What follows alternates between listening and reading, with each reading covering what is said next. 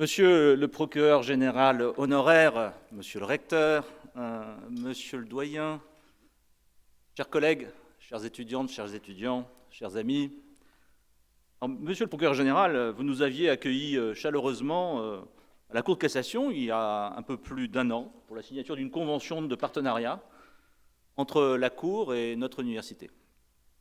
À mon tour de vous accueillir ce soir, ici, à Lyon, à l'université Jean Moulin Lyon 3, à l'occasion des 50 ans de notre université, dont vous inaugurez le cycle de conférences « Les grands témoins ».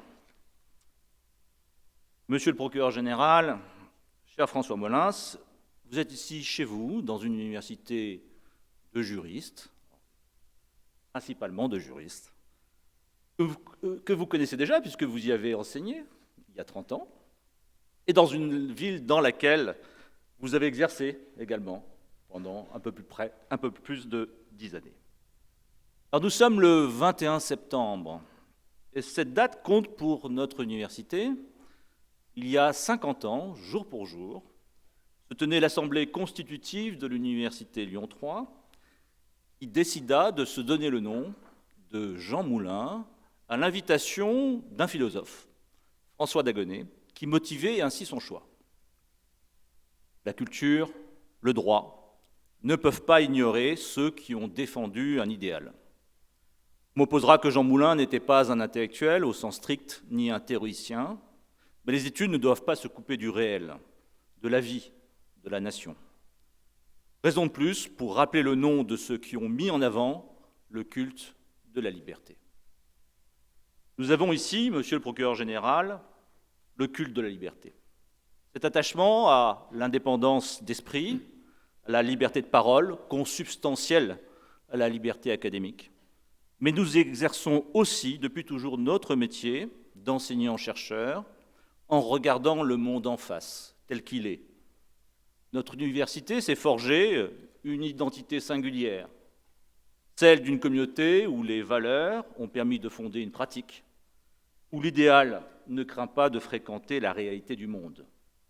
Unir le réel et l'idéal. C'est un trait de notre identité qui, je le crois, fait le plus écho au sens de l'œuvre de justice, à la vocation même de la magistrature. Le droit n'est pas, loin s'en faut, une discipline aveuglée par l'application froide et mécanique de la règle de droit. La finalité du droit est ancrée dans la réalité humaine, dans la vie des gens, dans leur contexte, dans leurs rapports sociaux, dans leurs conflits, dans leurs espérances, dans leurs drames, dans leurs accidents de vie. L'idéal de justice et la réalité du monde cheminent bien ensemble, sans jamais désemparer, pétrissant dans leurs mains complémentaires la vie d'hommes et de femmes, appelés à rendre des comptes ou à en réclamer, à se défendre ou à attaquer, et se remettant à la justice en dernier recours pour régler les différends et parfois simplement être entendus. La justice est véritablement une tragédie. L'humanité de la justice et des sciences juridiques, cher François Molins, vous l'avez apprise et pratiquée au cours de votre carrière, au sein du parquet. Mais je crois aussi que vous l'avez comprise auprès d'un ancien étudiant de notre faculté de droit qui, au début des années 50, décrochait sur ces mêmes bancs, ici, sa licence en droit. Cet illustre étudiant, devenu par la suite premier magistrat de France, et qui fut directeur des études à l'École nationale de la magistrature, au moment où vous y fûtes admis, c'est évidemment Pierre Truche. Ceux qui ont eu la chance de croiser sa route, comme le procureur général Vioux, parmi nous ce soir, savent la résonance du mot « humanité » à la simple évocation de son nom. Ce dernier avait pour coutume de répéter aux magistrats en formation « Vous faites un métier très dangereux, un métier dangereux pour les autres, ne l'oubliez jamais ». Face aux crises multiples qui surgissent, cette mise en garde doit servir de socle à la conscience de ceux qui font appliquer le droit. Ces crises, cher François Molins, ne vous ont pas épargné. Pour nombre de nos concitoyens, l'apparition de votre visage sur nos écrans fut le signe qu'il venait se passer quelque chose. Un drame parmi nous.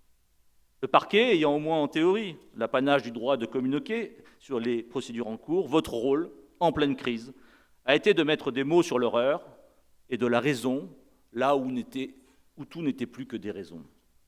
Après chaque attentat, Toulouse, Charlie Hebdo, Montrouge, l'Hypercacher, lors de la terrible nuit du 13 novembre, ou encore à Nice, il vous a fallu être un magistrat debout dans la tempête, conscient de sa mission comme des devoirs de sa charge. Vous l'avez fait, et c'est le plus difficile, en traitant avec les voies ordinaires du droit des situations extraordinaires. La justice, vous savez mieux que moi, craint comme la peste les circonstances exceptionnelles. Les régimes spéciaux qui entendent déroger, même temporairement, au principe de l'état de droit, car de ces régimes d'exception, il finit toujours par en rester quelque chose dans le droit commun, dans la vie ordinaire du droit, dans la vie des gens. Vous avez fait face à cette crise majeure, à ce séisme historique et à ces trop nombreuses répliques en tentant de protéger l'usage collectif de la raison. Être magistrat en temps de crise, peut être tout simplement magistrat, j'oserais dire. C'est aussi aujourd'hui répondre à l'urgence des situations, dans le temps de la justice qui n'est pas le temps médiatique, résister aux pressions de l'instant et de l'émotion, mais c'est aussi être en concurrence déloyale, avec des régimes de vérité concurrents, alternatifs, diront certains, qu'il s'agisse des réseaux sociaux ou de certaines chaînes d'information en continu. Et dans ces circonstances, la justice doit rester droite, étrangère aux modes, sourde au bruit du fond, au bruit de fond et aux appels à une justice exemplaire qui ne saurait plus l'être alors. La justice s'accommode mal de l'exception, mais aussi des situations exceptionnelles, comme en pandémie, où la vie quotidienne s'est arrêtée, la liberté suspendue et la justice tue. Et tout cela, vous l'avez vécu de l'intérieur, vous en avez été le témoin, et ce soir, vous êtes notre premier grand témoin. Alors, Monsieur le procureur général, nous avons hâte de vous entendre sur ce sujet, être magistrat en temps de crise. Notre collègue Pascale Demier animera la discussion qui suivra, et je forme le vœu qu'elle abusera de la liberté qui est désormais la vôtre, celle d'un magistrat à la retraite, affranchi de l'obligation de réserve, pour vous permettre de profiter ce soir des franchises universitaires avec les étudiantes et les étudiants venus vous écouter et échanger avec vous. Bienvenue chez vous, je vous souhaite une belle conférence et de très riches échanges.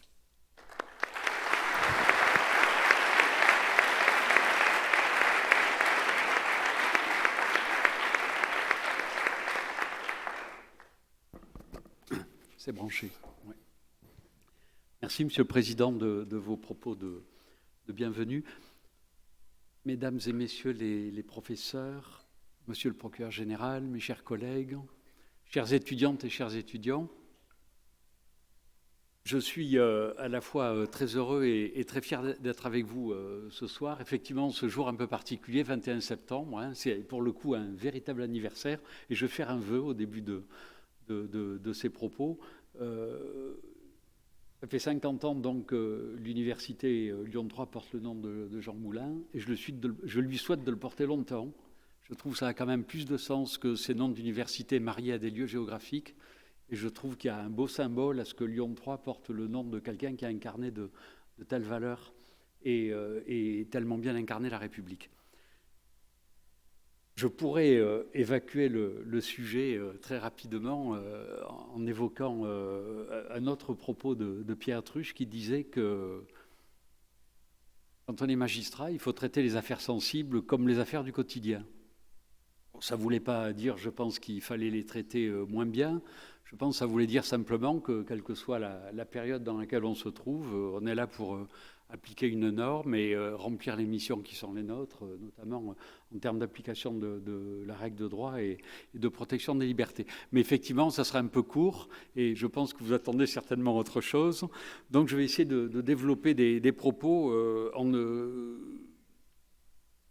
en essayant de retracer tout ça dans un cadre qui est quand même un cadre assez général et que vous avez d'ailleurs évoqué, Monsieur le Président. Il y a quand même beaucoup de choses qui renvoient effectivement à cette notion d'équilibre entre la nécessité de punir et de réprimer et la sauvegarde des libertés. Je pense que le premier devoir d'un magistrat, c'est d'appliquer la loi, je le disais, et de contribuer à un équilibre.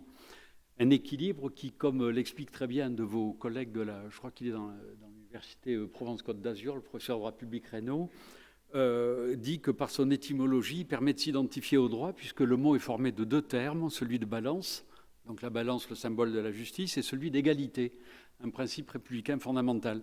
Équilibre donc qui s'exprime par l'image d'égalité entre les deux plateaux de la balance.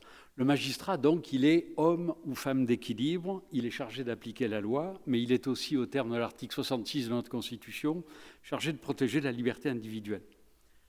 Je disais qu'il faut resituer cette question, être magistrat en période de crise, dans un contexte, dans un ensemble. On a traversé en France, au cours des 10 dernières années, des crises graves, terroristes puis sanitaires. Et je voudrais aborder le sujet qui m'a été confié sous deux angles. D'abord, celui du rôle de l'institution judiciaire en temps de crise, donc en transcendant un peu l'office du juge dans un office individuel, puis sous un éclairage plus parquetier et donc plus personnel, en évoquant l'expérience qui a été la mienne lorsque j'étais procureur de Paris de fin 2011 à fin 2018. Les attentats dont l'Europe et bien sûr la France ont été le théâtre depuis une dizaine d'années signent, je crois, en réalité un changement d'époque. Il signe l'inscription dans une menace durable caractérisée par un risque permanent, qu'il s'agisse du terrorisme djihadiste, du terrorisme ultra-gauche ou encore plus du terrorisme ultra-droite. Et dans ce contexte, effectivement, nos démocraties doivent trouver un juste équilibre dans un double impératif catégorique, garantir la protection des droits de l'homme et des libertés fondamentales et combattre le terrorisme avec efficacité. Pas beaucoup de citations, je vous rassure, mais je ferai au moins celle-là. Jean-Jacques Rousseau disait dans le Contrat social que, je le cite, « Tout État libre où les grandes crises n'ont pas été prévues est à chaque orage en danger de péril. » Il ajoutait, et c'est sans doute toujours vrai, qu'en pareil cas, la volonté générale n'est pas douteuse et qu'il est évident que la première intention du peuple est que l'État ne périsse pas. Personne ne peut donc effectivement consentir à la victoire des organisations terroristes djihadistes et qui veulent substituer la charia à la démocratie, mais personne ne peut non plus consentir à la mise en péril de nos libertés et, pour reprendre la formule de Montesquieu, jeter un voile sur nos libertés. Donc, première idée de ce plan, c'est que même s'il est vrai que certaines libertés ont pu être ces dernières années limitées, voire rognées, je voudrais parler de cet équilibre institutionnel dans un premier temps en essayant de vous démontrer que nous sommes arrivés en France à concilier ce qui pour certains ne l'était pas, c'est-à-dire un dispositif préventif et répressif apte à lutter contre une des plus importantes menaces à laquelle nous puissions être confrontés et le respect des valeurs fondamentales de notre démocratie. Et mon propos va s'articuler sur ce premier volet autour de deux idées forces. Le premier, c'est que l'État de droit est le garantie du juste équilibre entre les impératifs de la lutte antiterroriste et la garantie des droits et libertés. Le deuxième idée force, c'est que c'est l'autorité judiciaire qui est garante de l'inscription des régimes dérogatoires, notamment de celui du terrorisme, dans l'État de droit. Donc, première idée force, l'État de droit est le garant du juste équilibre entre les impératifs de la lutte antiterroriste et la garantie des droits et libertés. Vous savez qu'en France, l'ordre public est un objectif à valeur constitutionnelle et que sa poursuite est nécessaire à l'exercice des libertés. L'ordre juridique français est en effet fondé sur les libertés puisqu'il a pour fin leur conservation et le but de l'action des pouvoirs publics est leur sauvegarde et leur jouissance par chacun. Jean-Marc Sauvé, ancien vice-président du Conseil d'État, indiquait très justement qu'un État de droit, c'est effectivement un État qui se soumet au droit, mais pas à n'importe lequel. Il se soumet à un droit à des règles inspirées par un système de valeurs dont l'expression actuelle est le système des droits de l'homme et des libertés publiques.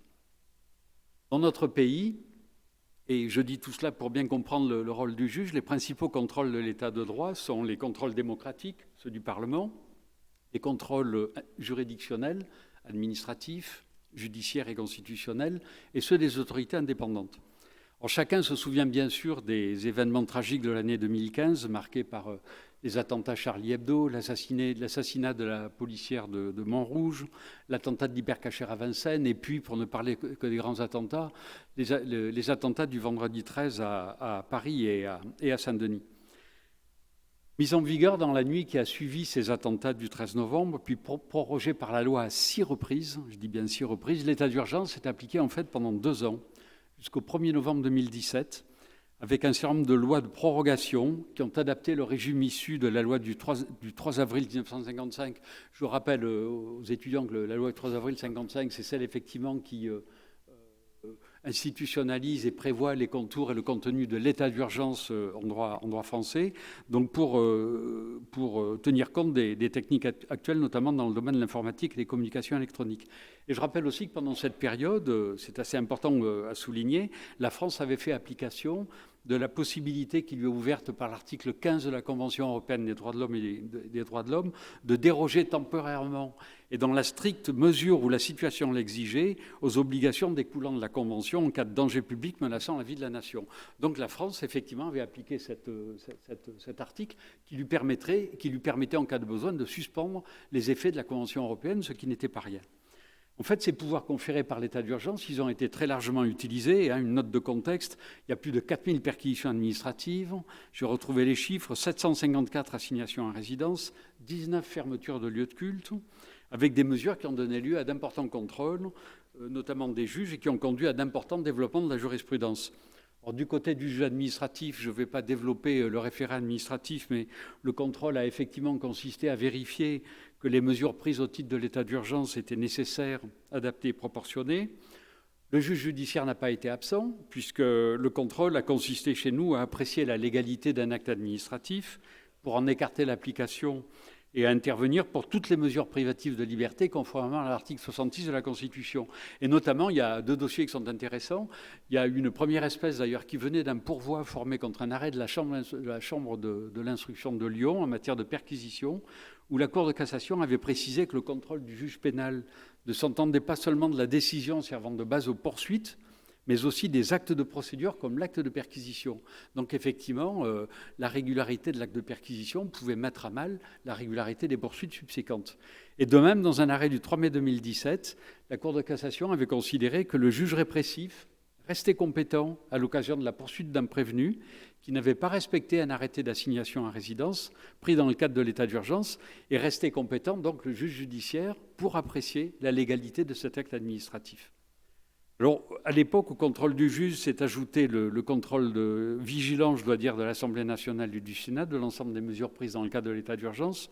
Et dans le même temps, la loi sur le renseignement, j'y reviendrai, parce que ça, c'est un volet important, effectivement, de l'office du juge dans ces crises-là.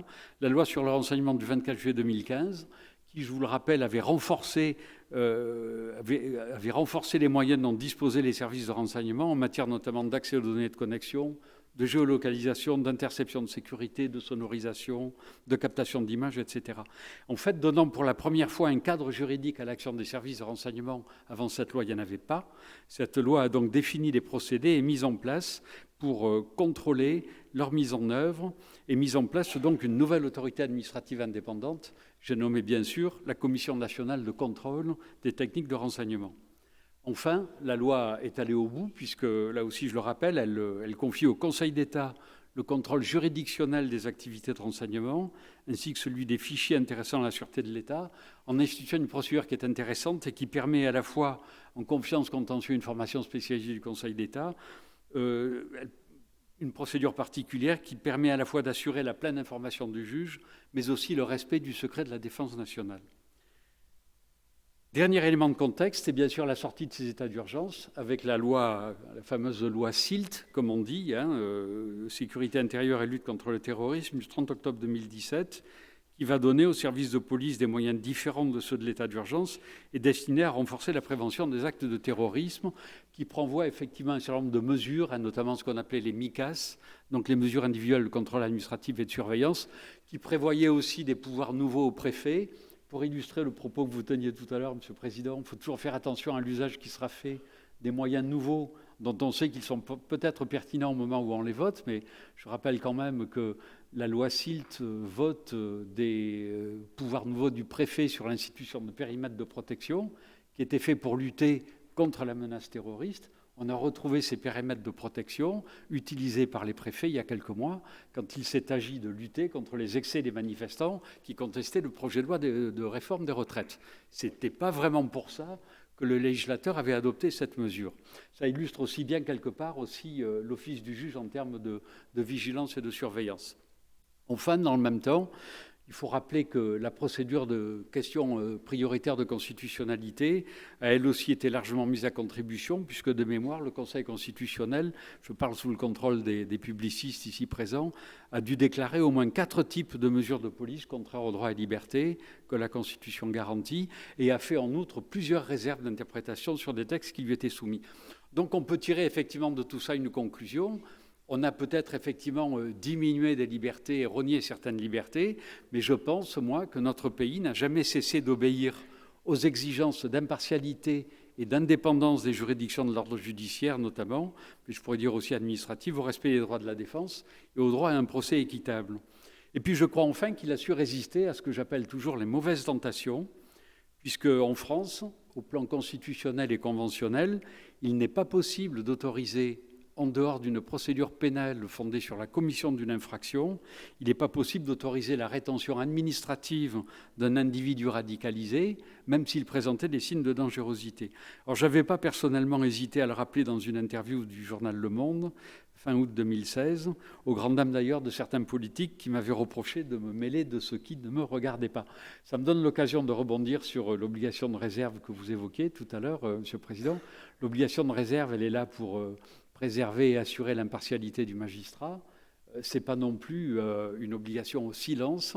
Et le Conseil supérieur de la magistrature a rappelé dans un avis qui doit de mémoire remonter au 15 septembre 2022 que le magistrat était tout à fait légitime à s'exprimer dans le débat public à partir du moment où ses propos étaient accompagnés de mesures et de prudence. Donc ce n'est pas le droit au silence, l'obligation de réserve. Donc de cet ensemble, pour résumer la fin de cette première idée force, ressort à mes yeux le sentiment d'un juste équilibre entre les impératifs de la lutte antiterroriste et la garantie des droits, même si on ne peut s'empêcher de penser, en tout cas moi c'est mon opinion, qu'il serait certainement nécessaire de renforcer les garanties de l'état d'urgence, peut-être en le constitutionnalisant. Et c'est vrai que quand on voit les 3 états spéciaux prévus effectivement dans notre organisation, c'est celui qui est le plus utilisé, qui n'est pas dans la Constitution, alors que les 2 autres y sont. Donc il y aurait peut-être effectivement des progrès à faire là-dessus en termes de garantie et notamment de prérogatives du Parlement. Deuxième idée force, je disais, c'est que l'autorité judiciaire est garante de l'inscription des régimes dérogatoires dans l'état de droit.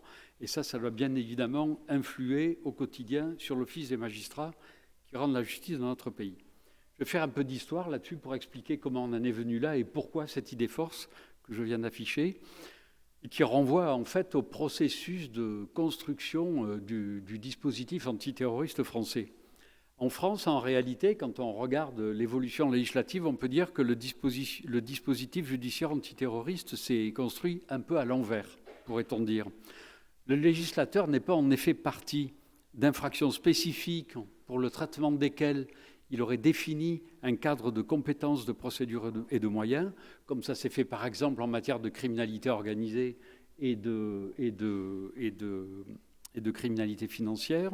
Au contraire, en 1986, donc 5 ans après la fin des juridictions spéciales, Cour de sûreté de l'État, en 1986, on a commencé par construire un cadre procédural qui était la compétence centralisée parisienne et certains pouvoirs dérogatoires qui s'appliqueraient à des infractions identifiées lorsqu'elles auraient été commises avec un dol spécial, le terrorisme, qui était lui-même défini dans le Code de procédure pénale.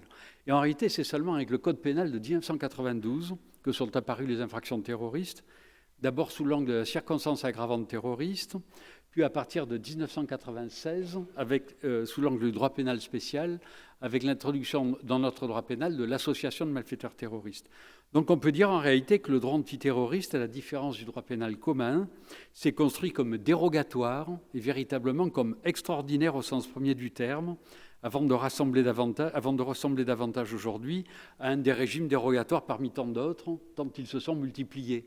Effectivement, on a le régime cyber, on a le régime crime organisé, on a le régime criminalité financière, le régime terroriste. La création de ces régimes dérogatoires, elle répond toujours à 2 objectifs. C'est une meilleure efficience grâce à des magistrats spécialisés, des services d'investigation dédiés et bons connaisseurs des subtilités, de la technicité et des enjeux de la matière, et une meilleure efficacité grâce, c'est vrai, à une répression plus sévère. Et ces régimes dérogatoires dont le tribunal de Paris a d'ailleurs à connaître, repose toujours sur les mêmes principes.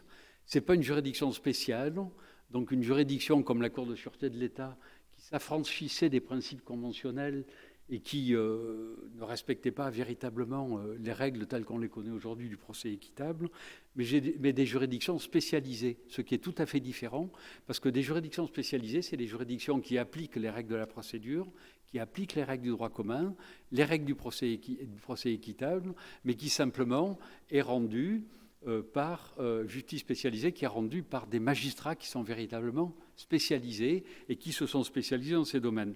Cette distinction est importante, elle est même fondamentale, parce qu'elle manque la volonté constante du législateur d'inscrire la recherche d'efficacité que j'évoquais dans l'état de droit.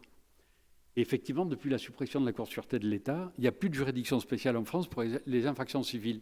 Tout cela pour dire que l'office du juge, particulièrement dans ces périodes de crise terroriste, il n'est pas là pour, j'allais dire, faire application de règles dérogatoires qui seraient étrangères au procès équitable. L'office du juge, dans ces périodes de crise, dans l'application de législation pénale antiterroriste, il est strictement identique au niveau des règles de fond et des grands principes à celui du juge de droit commun qui interviendra dans tous les procès. Alors ce choix, qui alors n'allait pas de soi, donc en 86, il est devenu la norme, hein, et je pense que c'est ça qu'il faut retenir, c'est que même en période de crise, l'antiterrorisme, il est novateur parce qu'il se situe dans une construction juridique qui est très originale en 86 et dont l'objectif est de garantir qu'il sera traité dans l'état de droit parce qu'il est traité par l'autorité judiciaire en respectant les mêmes principes constitutionnels et conventionnels. Et je pense que la mise en œuvre de ce mécanisme montre que l'on peut combiner spécialisation, efficacité et respect des droits. Le principe de la spécialisation, c'est en effet celui de l'adaptation des normes de droit commun pour lequel des moyens spécifiques sont nécessaires.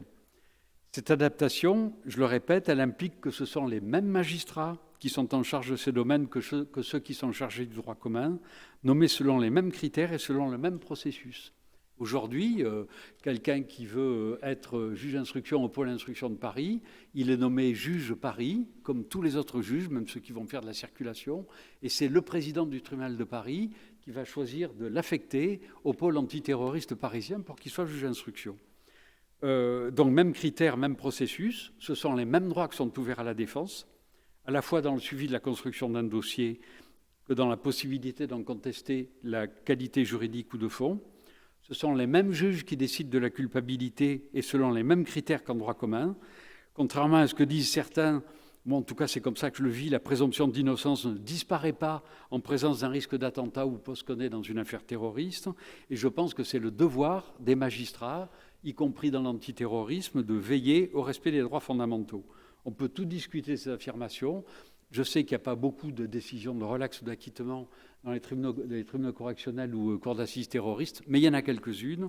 Et je cite toujours l'affaire de Tarnac, la contestation par les individus qui étaient mis en cause dans l'affaire Tarnac, pourtant au bout de quasiment 15 ans dans cette procédure, la contestation de la nature terroriste des faits qui leur sont reprochés a conduit à ce qu'ils aient gain de cause, certes un peu tard, mais ils ont eu gain de cause un jour devant la Cour, à la fois sur la qualification de terroriste, puis qu'ils soient relaxés devant le tribunal correctionnel.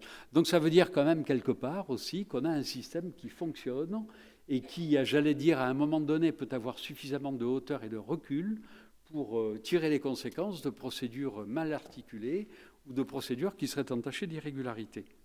Donc l'antiterrorisme ne se fait pas dans l'ombre et le processus judiciaire qui s'y déroule n'est par définition pas masqué.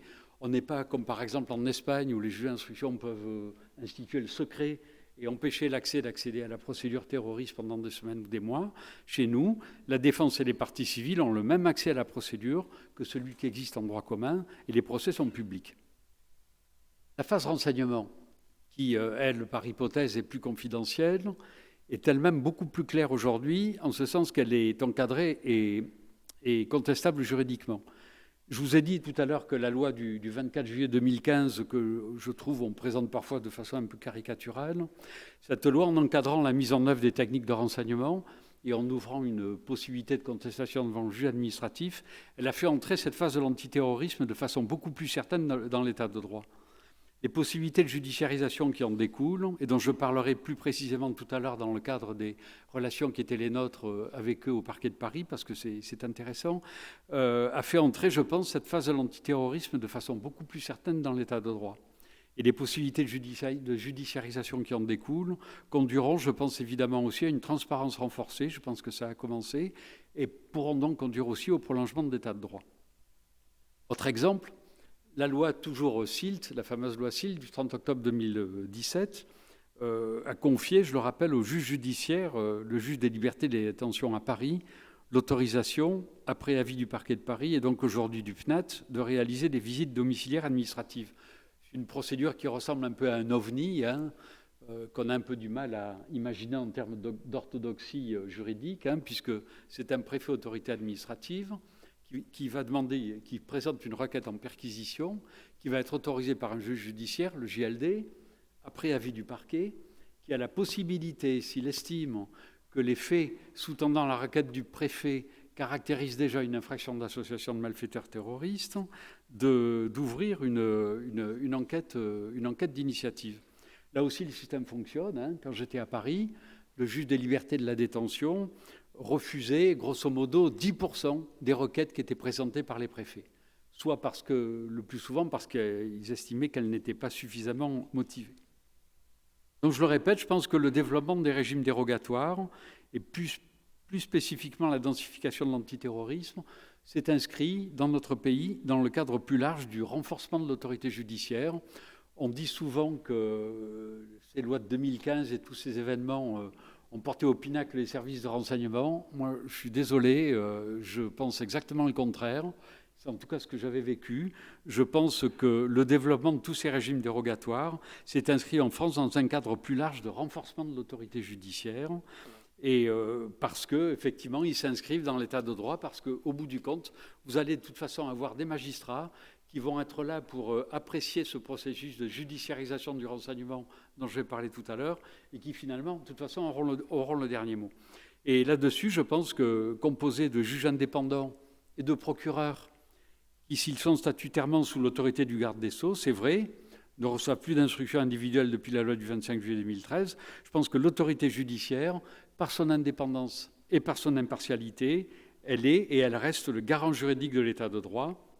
Elle est jalouse de ses prérogatives, elle le peut, et elle les exerce, je pense, pleinement et avec rigueur. Elle a vu ses pouvoirs régulièrement renforcés, mais surtout, je pense que l'évolution législative que je note, moi, et que j'ai vue, montre qu'il n'y a pas eu de développement de pouvoir qui soit délivré en dehors d'elle, ou si c'était en dehors d'elle, sans contrôle juridictionnel. Et c'est ça, je pense, qui est important pour répondre à la question que vous posez. Donc je pense que la garantie de l'état de droit, elle réside bien au-delà des textes qu'il impose, aussi, dans la confiance que l'on a dans ceux qui assurent la mise en œuvre. Et je pense donc que l'autorité judiciaire garantit ce respect de l'état de droit parce qu'au-delà des textes, c'est ce qui anime l'esprit dans lequel nous, magistrats, nous exerçons nos fonctions, plus particulièrement et tout particulièrement en période de crise, que l'on appartienne au parquet ou que l'on soit magistrat du siège. J'évoquerai dans un second temps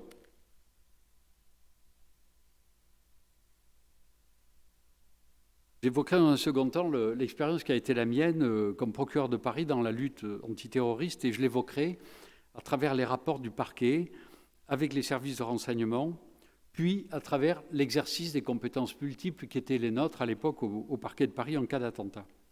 Alors d'abord, le travail avec les services de renseignement. C'est quelque chose qui est souvent assez nébuleux, qu'on a beaucoup de mal à percevoir et à mesurer quand on le voit de l'extérieur, parce qu'il faut vraiment l'avoir vécu de l'intérieur pour comprendre comment ça se passe. Je vais vous en dire quelques mots. Le travail avec les services de renseignement, il ne se fait jamais naturellement.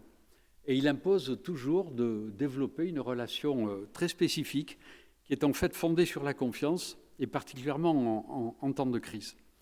Alors c'est compliqué, cette confiance, parce que ces services, ils ne sont pas placés sous notre autorité.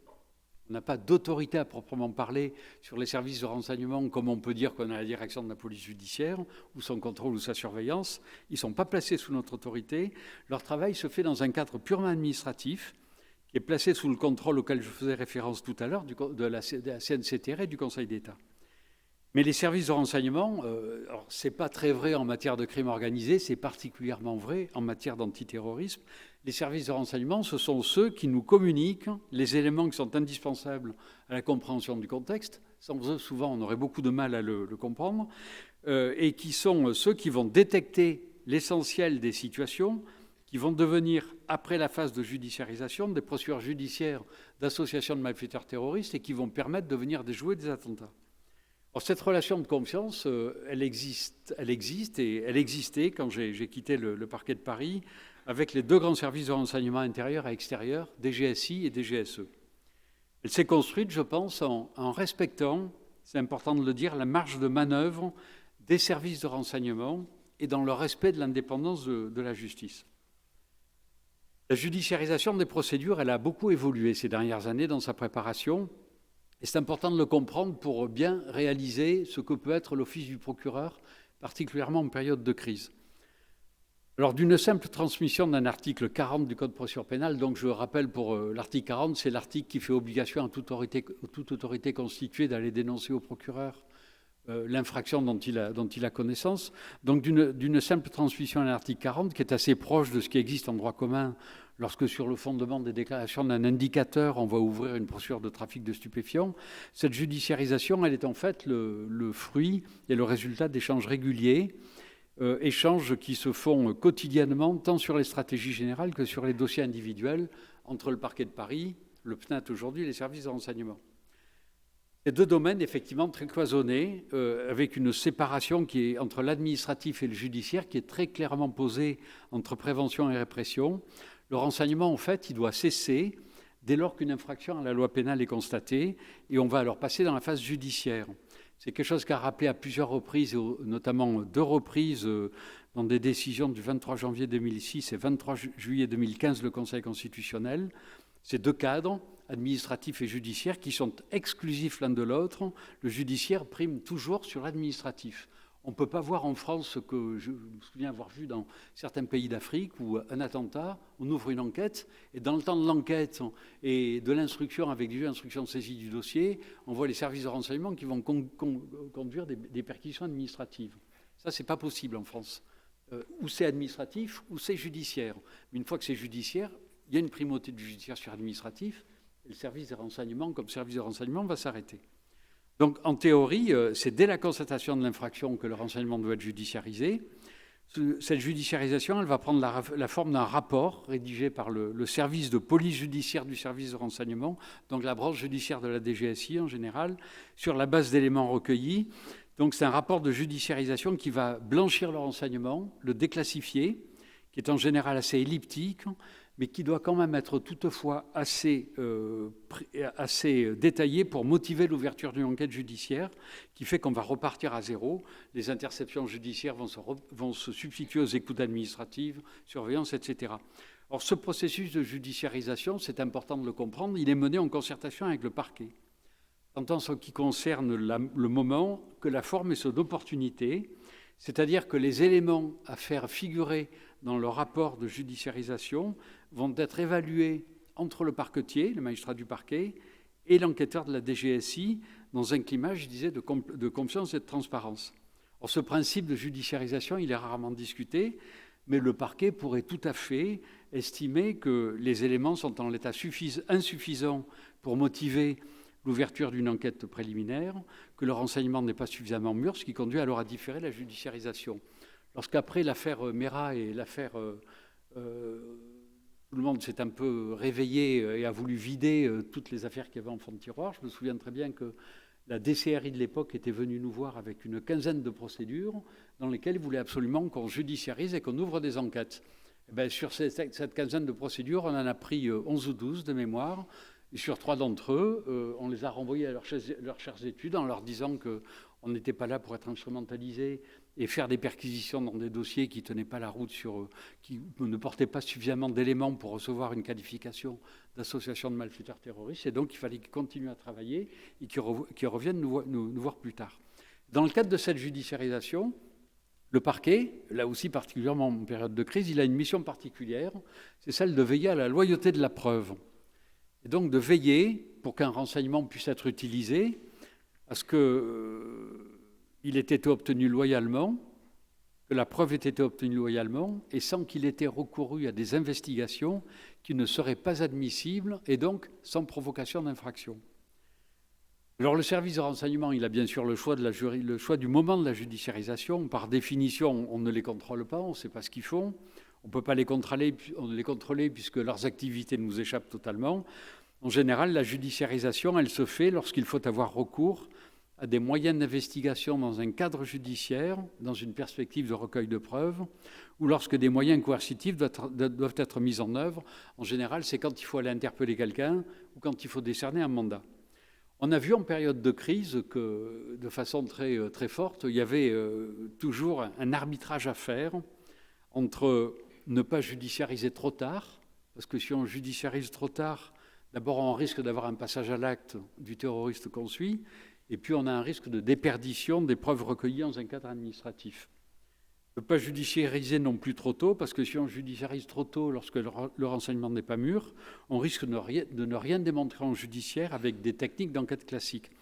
Donc ce qu'il faut, c'est judiciariser un renseignement qui soit suffisamment mûr, réfléchi, et qui constitue une base solide, donc un subtil équilibre entre ceux qui interviennent trop tôt ou trop tard. Et je disais, en période de crise, ces enjeux ils sont véritablement exacerbés, surtout quand on est dans des spirales d'attentats qui reviennent toutes les 5 ou 6 semaines, comme on a pu le connaître.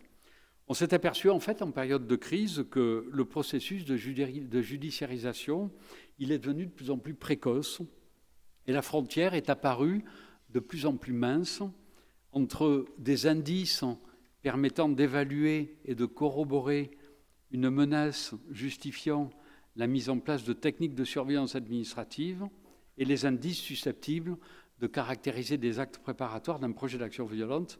Et ça, tout ça, si vous voulez, c'est un peu la faute de l'association de malfaiteurs terroristes. Comme c'est une infraction en réalité qui est vraiment signée au moment, puisque elle sert quand même à prévenir l'acte terroriste, donc elle se situe très en amont de l'acte et elle intervient véritablement au moment de la préparation, eh bien, on s'aperçoit effectivement que l'association de malfaiteurs terroristes a parfois une frontière extrêmement fine avec les éléments qui ont pu conduire les services de renseignement à travailler dans un cadre administratif. C'est un peu, j'allais dire, la rançon de cette infraction, hein. Et on a vu effectivement dans cette période de crise que cette frontière pouvait parfois être extrêmement mince. En réalité, durant ces 3 années, 2015, 2016, 2017, l'évolution de la menace, les attentats, la multiplication des velléités de passage à l'acte par des individus sur notre territoire ont pu conduire à la volonté de judiciariser le plus en amont possible pour neutraliser des individus potentiellement dangereux par pression du risque zéro, même si par définition il n'existe et n'existera jamais. Donc en exerçant cet office dans le cadre de la judiciarisation, c'est ça que je voudrais essayer de vous montrer, le magistrat du parquet va se placer en quelque sorte en position de garant. Garant de quoi ? Garant de l'état de droit, parce que c'est lui qui va avoir le contrôle sur la valeur de ce que font les services de renseignement et donc sur la possibilité de transformer ce qu'ils auront détecté dans le cadre du renseignement en éléments judiciaires qui permettront plus tard de priver un individu de sa liberté. Je crois que dans ce cadre-là et dans cette époque, moi je l'ai vécu comme ça, on a vécu incontestablement une montée en puissance judiciaire dans les procédures à caractère terroriste, d'autant qu'il y en avait des centaines et des centaines, donc judiciaire, seul à même de neutraliser judiciairement les auteurs, compte tenu du degré de contrainte que seul permet, dans notre état de droit, la voie pénale. Enfin, je pense que cette procédure que j'évoquais tout à l'heure, qui permet au JLD parisien de prendre une autorisation de perquisition administrative sur la requête d'un préfet, même si effectivement ce n'est pas très orthodoxe, ça vient en effet paralyser, ça vient un peu parachever ce dispositif. Ça aussi, c'est finalement une marque de confiance au judiciaire, au juge d'abord, au JLD, à qui on laisse finalement la possibilité d'apprécier la valeur des éléments qui sont invoqués par l'autorité administrative.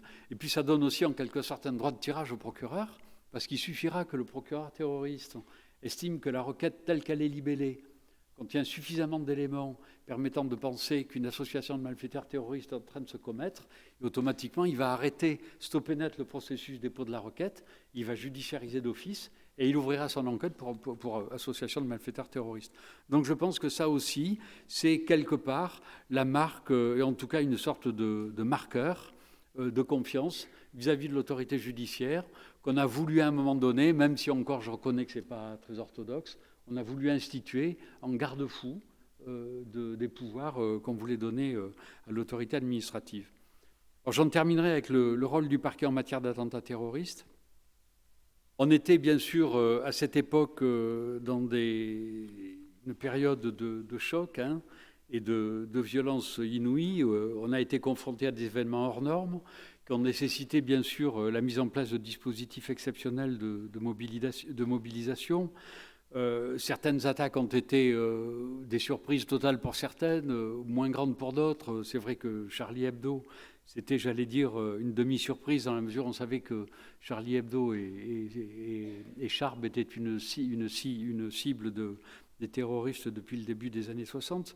Mais ça a quand même été, je pense, un choc en raison de l'ampleur des attaques, un choc en raison de l'ampleur des scènes de crime. Pour vous donner un exemple, vendredi 13, c'est 10 scènes de crime concomitantes, ce qui est quand même colossal. Qui c'est qui a pu avoir dans une magistrat 10 scènes de crime en même temps? C'est quelque chose de colossal. Le choc aussi de la succession des attaques et de leur caractère coordonné. Donc des situations de crise extrême, des situations d'impuissance, des sentiments d'impuissance totale, on les a eus, et des sentiments de grand stress liés au fait effectivement que les terroristes étaient en la nature et qu'on ne savait pas forcément où ils étaient, ni quand on les attraperait. Donc face à finalement cette dimension de choc, véritablement, et de méga-crise, je n'ai pas peur des mots, le rôle du parquet, il est particulièrement complexe en matière d'attentats terroristes. Il est complexe et multiple, puisqu'on a des tas de compétences. On doit, je vais vous lister ça très rapidement, qualifier les faits d'abord, pénalement. C'est terroriste ou ça ne l'est pas. C'est lourd de conséquences, puisque si c'est terroriste, on va se saisir. Choisir les services d'enquête, il y en a toujours plusieurs. Donc comme il y en a plusieurs, il faut les choisir et puis après choisir un coordinateur pour s'assurer que ça fonctionne bien. Diriger l'enquête de police judiciaire, la sécuriser juridiquement, bien évidemment, pour éviter les nullités, les irrégularités de procédure. Communiquer ensuite dans le cadre de l'article 11 du Code de procédure pénale. Prendre les décisions en matière de médecine légale, autopsie, examen de corps, etc. Identifier les victimes, dresser la liste des victimes, les signaler au fonds de garantie des victimes pour qu'elles soient indemnisées et qu'elles touchent le plus vite possible des provisions. Et enfin, lancer la coopération internationale avec les pays concernés, dimension internationale qui est toujours présente dans les attentats. Je n'ai jamais vu d'attentat sans dimension internationale. Donc ça fait beaucoup de choses et ça montre bien qu'une organisation classique et quotidienne ne permettrait pas d'assumer l'ampleur de ces missions. Donc pour chaque attentat, l'instrument qui, en fait, nous a permis d'exercer nos compétences, c'est la cellule de crise. Cette cellule, c'était un dispositif qui était activé sur décision du procureur de la République en cas d'attentat majeur.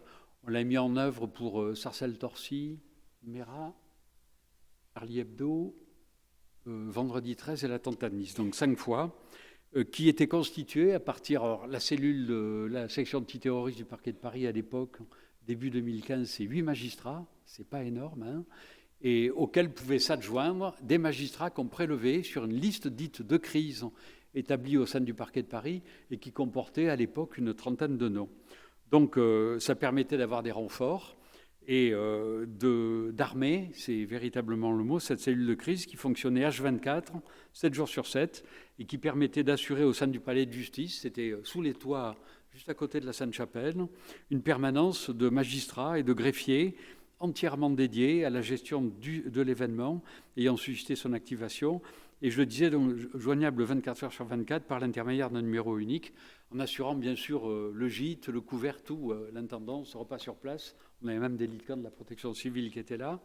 Et pour chacun des attentats majeurs, en fait, elle a fonctionné en continu, chaque fois pendant une dizaine de jours, avec l'assistance d'une trentaine de magistrats et d'une douzaine de greffiers.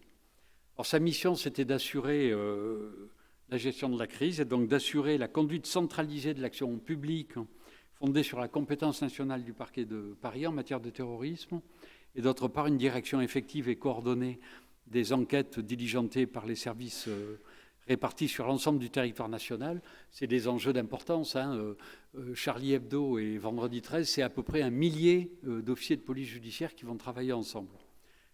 Une salle en fait qui fonctionnait un peu comme une salle d'état-major militaire, avec un écran avec tous les événements horodatés qui étaient inscrits sur un grand écran que tout le monde pouvait lire, et sous la responsabilité d'un chef de salle qui était soit le chef de section, soit son adjointe, avec des ateliers informatique, téléphonie, victimes, audition de témoins à lire, etc.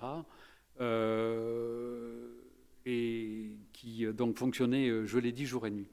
Parmi nos compétences, la communication mérite quelques développements. Je ne veux pas être trop long pour respecter le tempo, mais on pourra y revenir s'il y a des questions là-dessus. La communication mérite quelques développements. On sait tous que, et on l'a tous ressenti, ces attentats ont bien sûr suscité beaucoup de peur et d'angoisse dans la société française. J'évoquais tout à l'heure l'article 11 du Code de procédure pénale. Cet article, vous le savez, confère au procureur de la République à la fois un monopole et une responsabilité qui est aujourd'hui, je pense, dans son cœur de métier, puisque c'est cet article qui lui permet d'informer le public. Je vous rappelle l'article, afin d'éviter la propagation d'informations parcellaires ou inexactes, pour mettre fin à un trouble à l'ordre public, le procureur de la République, c'est tel qu'il était rédigé à l'époque, il a un peu évolué depuis, peut d'office et à la demande de la juridiction d'instruction ou des parties, rendre public des éléments objectifs tirés de la procédure, ne comportant aucune appréciation sur le bien fondé des charges retenues contre la ou les personnes mises en cause. Donc après un attentat, effectivement, c'est tout le sens de la communication du procureur. Reprendre la main, expliquer les faits, les nommer, les rendre intelligibles et imputables, les qualifier pénalement et donner un bilan victimaire exact et objectif dans la pleine dimension de son éthique de magistrat, en respectant donc les grands principes de la présomption d'innocence, de la protection des investigations en cours. On n'a pas besoin de tout savoir, il y a des choses qui doivent rester confidentielles, et en respectant la dignité des victimes et en faisant preuve d'empathie à leur égard. Et tout ça doit se faire, bien sûr, en évitant, nous en tout cas c'est dans cet esprit qu'on l'a fait, toute recherche du sensationnel. Alors, cette communication, elle s'est faite naturellement dès les premiers attentats. On s'est toujours livré au parquet de Paris régulièrement cet exercice très collectif parce qu'il nous apparaissait légitime et naturel. Légitime parce que je pense que la loi nous en confiait la responsabilité. Et je le répète, il répondait à mon sens à un besoin tout à fait légitime des citoyens de savoir ce qui se passait réellement. Naturel aussi parce qu'il permettait de rassurer la population. Alors cet aspect de la communication, on ne l'a pas immédiatement perçu, je dois être honnête, mais on a très vite compris que la communication qu'on organisait contribuait aussi à rassurer et que dans ce contexte, finalement, seule l'institution judiciaire était en mesure d'avoir une parole objective, claire, vraie et respectée. Et on l'a donc intégré dans notre fonctionnement, ce qui nous a amené à communiquer régulièrement après chaque attentat terroriste ou tentative d'attentat, mais aussi à proscrire dans notre communication toute recherche sensationnelle, ce qui a pu parfois nous amener à aller jusqu'à éviter de rendre public certaines choses. Je me souviens par exemple, on avait arrêté un commando qui projetait de venir faire un attentat dans le centre de Paris. Il avait 2 objectifs qui étaient particulièrement visés, c'était le palais de justice et la préfecture de police. Eh ben, on ne l'a pas dit ça, parce que on a gardé l'information, on a pensé à nos collègues magistrats, greffiers, personnel administratif et technique, et la période était suffisamment anxiogène, donc on a dit centre de Paris, mais on n'a pas dit la suite. Et bon, j'assume complètement. Voilà.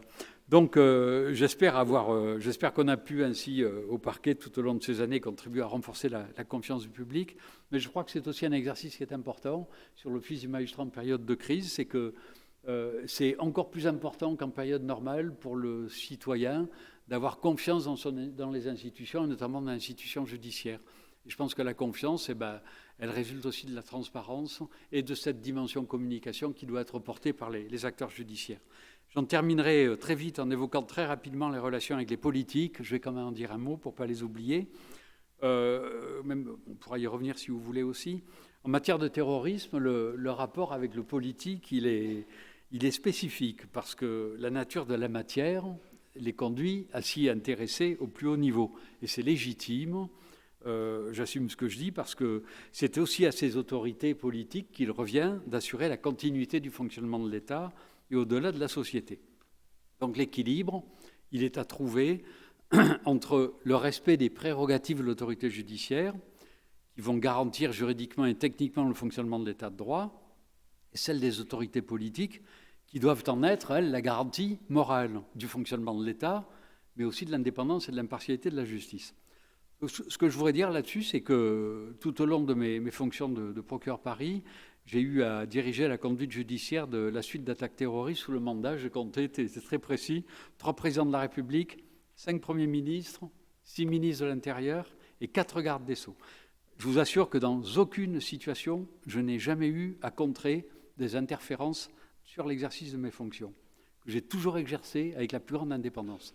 Mais il est vrai aussi que je me suis astreint, je doublonnais la chaîne hiérarchique, à toujours faire en sorte que mon ministre de tutelle, qui ne pouvait pas me donner instruction, mais qu'elle soit, c'était Mme Taubira à l'époque, puis M. Orvoas, soit informé au plus près et le plus directement possible de l'évolution des enquêtes en cours. Et j'estime qu'il était tout à fait en droit de le savoir.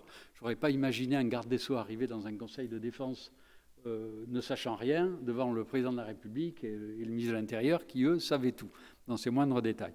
Donc je pense que c'est important de le dire aussi parce que l'état de droit, ce sont des textes, mais ça renvoie aussi à la question de l'office du magistrat, mais ce sont aussi des acteurs, beaucoup d'acteurs. Et dans un État démocratique, je pense que celui qui protège les droits des citoyens, c'est l'État, dans toutes ses déclinaisons.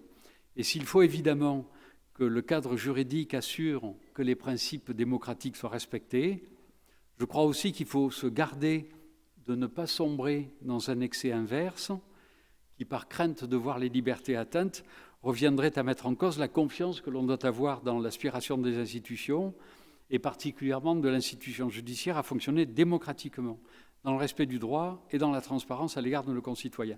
Et je pense bien effectivement que dans notre démocratie, chacun a sa place bien évidemment, c'est notre responsabilité collective d'assurer à la fois la garantie des droits et libertés et une lutte efficace et contre le terrorisme, et tout particulièrement en période de crise. Je vous remercie de votre attention.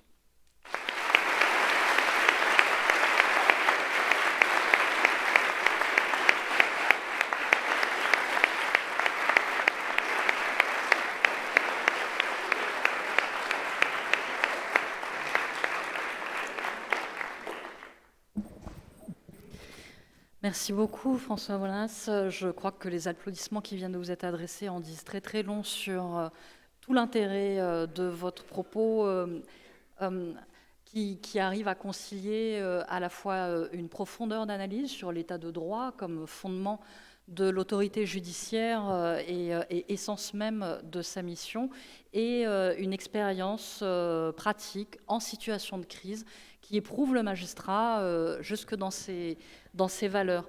Je crois qu'en vous écoutant, on comprend mieux, on comprend peut-être un peu mieux pourquoi, lorsque, en tout cas, certains d'entre nous, vous entendez pendant cette période de crise, d'attentat que vous avez évoqué, et ces conférences de presse, ces points presse, pourquoi il y avait cet effet apaisant pour la société, et les juristes sont dans la société.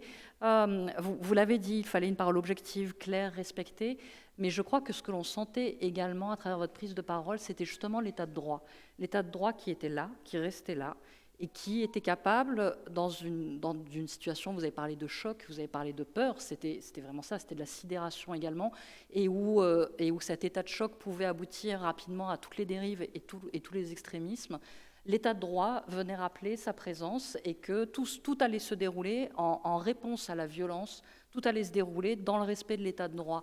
Et en vous entendant, on comprend peut-être mieux comment vous avez réussi cette alchimie, cet équilibre subtil, parce que quand on vous entend, tout semble évident, tout semble finalement, voilà, on a été magistrat, on a exercé notre rôle de magistrat, il y avait un juste équilibre, mais en réalité, être magistrat en situation de crise et dans une telle situation de crise est loin d'être évident, et ça n'est pas pour rien que vous êtes, je pense, le grand témoin idéal pour célébrer notre université. Comme je vous le disais avant que nous arrivions ici, je ne suis pas là pour monopoliser le temps de parole, heureusement, soulagement de tout le public. Je suis là pour vous donner la parole et vous permettre de profiter de la présence de François Molins aujourd'hui parmi nous pour échanger avec lui, je pense pouvoir le dire, le plus librement librement que vous le souhaitez. Je vous propose, et bien évidemment vous comprendrez que ça n'est pas exactement une proposition, je vous propose de donner la parole en premier lieu aux étudiants qui sont nombreux à être venus et qui peuvent parfois être un petit peu inhibés dans leur prise de parole si avant eux des collègues ou des professionnels du droit de haute personnalité sont intervenus.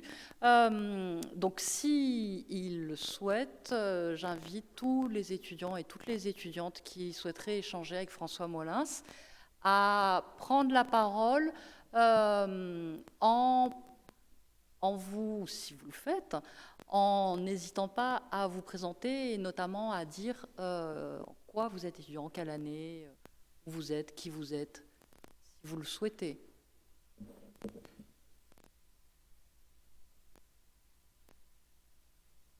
Vous voulez que je vous... Oui ? Attendez, on va vous amener un micro.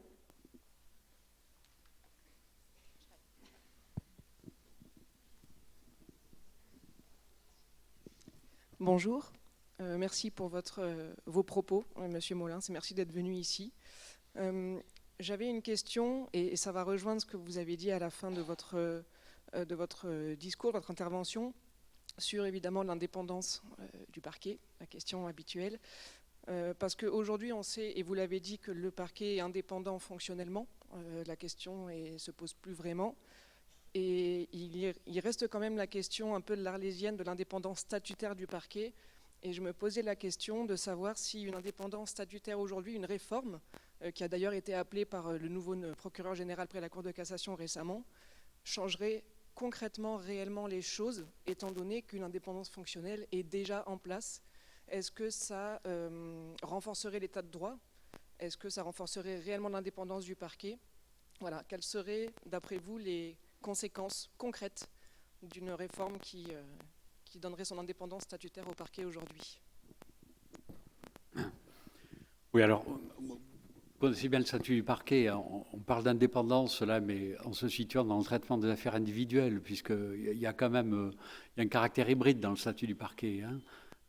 D'un côté, il est agent de l'exécutif parce qu'il doit mettre en œuvre les directives de politique pénale du gouvernement, c'est l'article 20 de la Constitution, et de l'autre, ça c'est un peu le volet magistrat avec la liberté de parole, etc.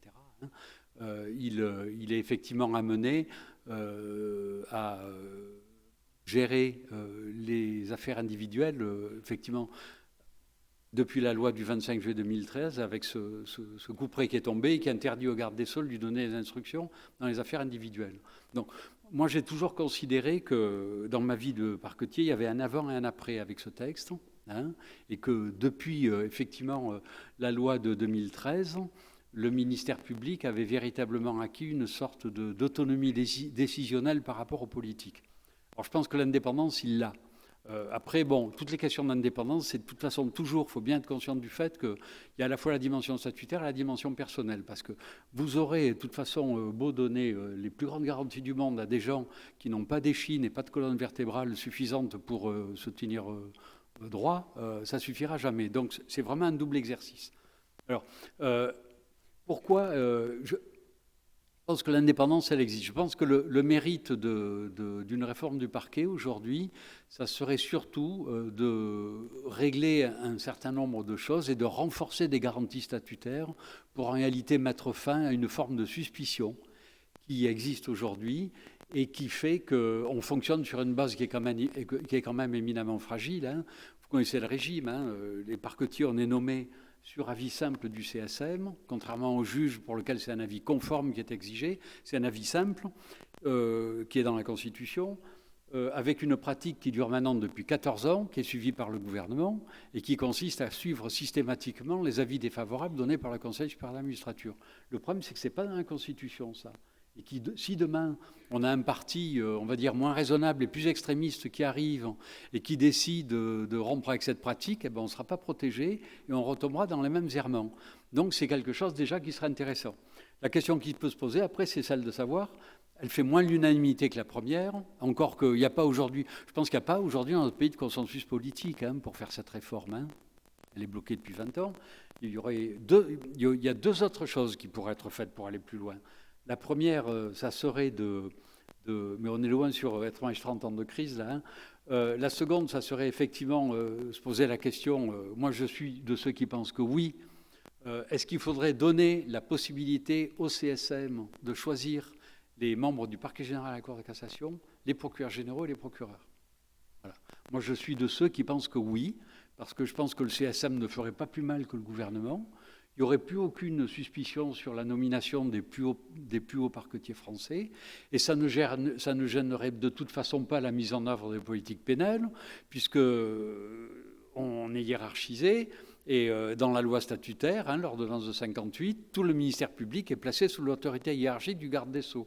Donc même si c'est le CSM qui choisissait les procureurs généraux, il serait de toute façon, avec les conséquences disciplinaires que ça pourrait emporter, il continuerait à être obligé de mettre en œuvre les directives de politique pénale du gouvernement.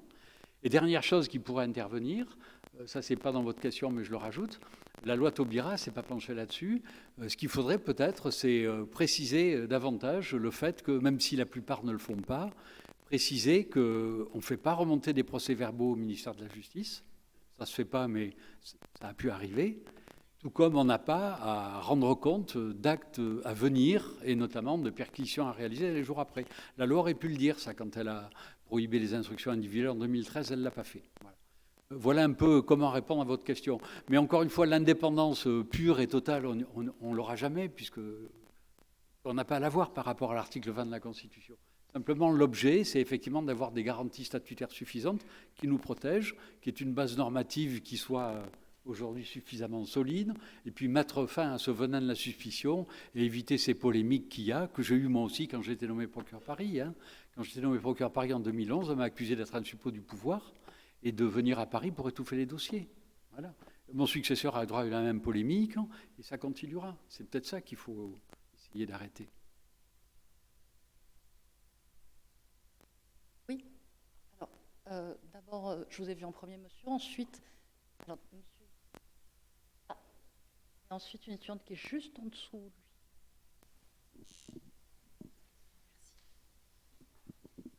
Oui. Allô? Oui. Bonsoir, monsieur le procureur général. Merci beaucoup pour votre exposé. Vincent Ferrarez, en troisième année de licence droit et sciences politiques. La question que je... Pardon. Ça marche? La question que je me posais, c'est lorsque l'on est confronté aux situations auxquelles vous avez été confronté, comment fait-on pour ne pas être submergé par l'émotion? Comment fait-on pour garder son sang-froid?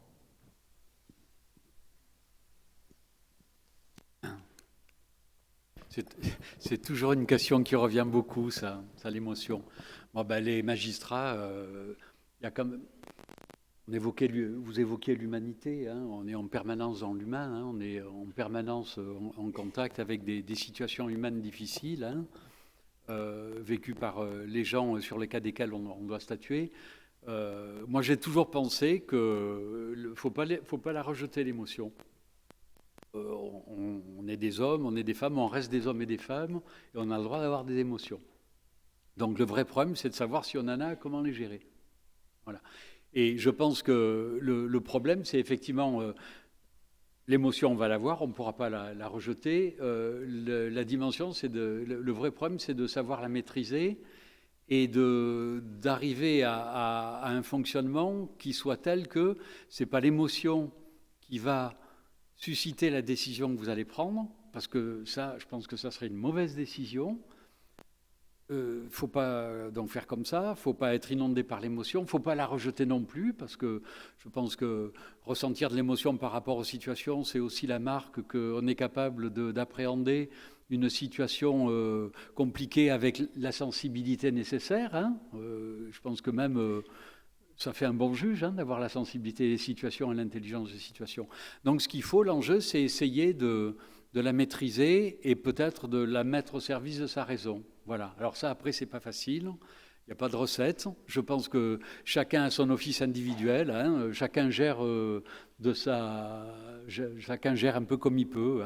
Moi, dans ces situations, ce que j'avais sur les scènes de crime où j'allais, je me recueillais 1 ou 2 minutes. Ça me suffisait. Je me claquemurais je m'étanchéisais du monde extérieur pendant 1 ou 2 minutes, et puis après, je revenais à mon office. Et vous êtes obligé de toute façon, hein, parce que vous êtes là pour remplir je pense toujours à une collègue que j'ai eue en région parisienne, qui était très amie avec le juge Michel.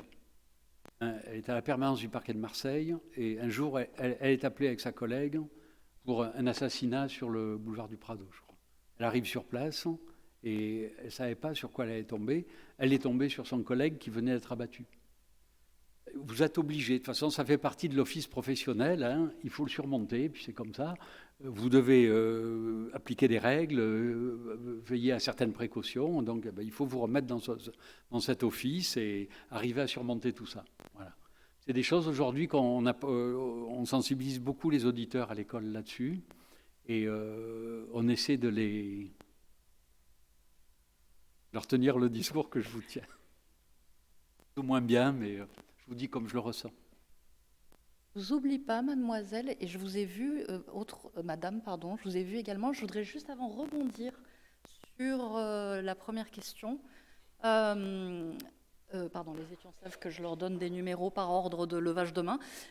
Sur cette première question, pour vous soumettre une question qui m'a été posée par un étudiant de première année il y a 1 semaine ou 2, ou une étudiante, je ne sais plus, ce qui est assez proche.